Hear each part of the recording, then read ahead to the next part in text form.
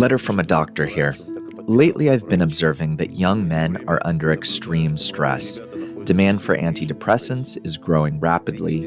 The world they're used to is collapsing around them. They're losing jobs, a calm and stable life. They don't know what to expect for tomorrow. I'm a doctor and clearly see that save for medication, we can't offer them anything at all. The treatments are no longer working. My question for you, dear Michael Lightman, is where can they find a foothold? Where can they go next? You see, about 100, 200 and more years ago, people were not so detached from their land. Here's my home, my parents, my village, town, or whatever. Here's the girl nearby whom I will marry. My children will grow up here, and so on. In general, everything was clear, well-defined, and simple, almost like an animal life. But it didn't bring as much uncertainty or insecurity about everything. Today, people are torn apart with questions about the universe, life, their own psychology and behavior. That's on the mental level. On psychological level, one feels that the whole world is in an unsettled state. Everybody goes through inner turmoil. Where, what, why, what for? Nothing is certain. This is the time that forces us to try to understand the overall picture of the world, its system. This didn't happen before. But today, yes, today we are going through it. And what are we to do? That's so true.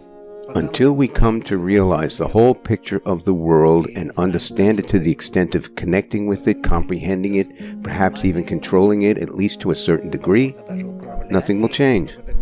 We might as well ignore it and fall asleep. Therefore, many escape into drugs and other such things. Subdued by antidepressants. Even subdued by work, when nothing else matters. There is my house, a store, my job. I go from work to the store, from the store back home. I eat, get back to the computer and do something. Go on vacation and so on. Yes, vacations are great. Happy is the person who finds a hobby, creates things on the computer, or physically builds something. And that's all there is to it. Nothing else matters. People have nothing else left for them. It is truly an escape from the prison of our world. Is it some kind of antidepressant? Yes. It is a natural antidepressant. It is used by many, or else they fall into various obsessions, some good, some bad.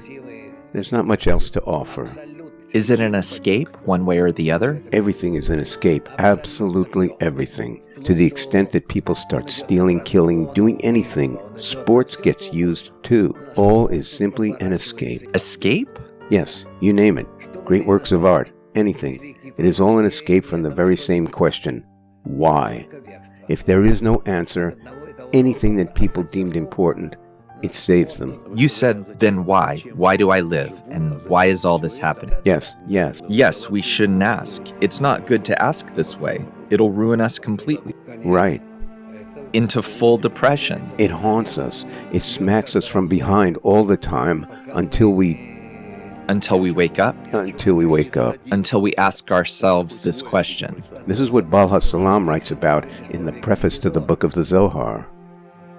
This question haunts us all the time. Why? Yes. Yet we constantly run away from it. Chases us. Should we stop and face it? We must figure it out. Figure it out? It's not in vain that it arises in every person and doesn't allow him to do anything else.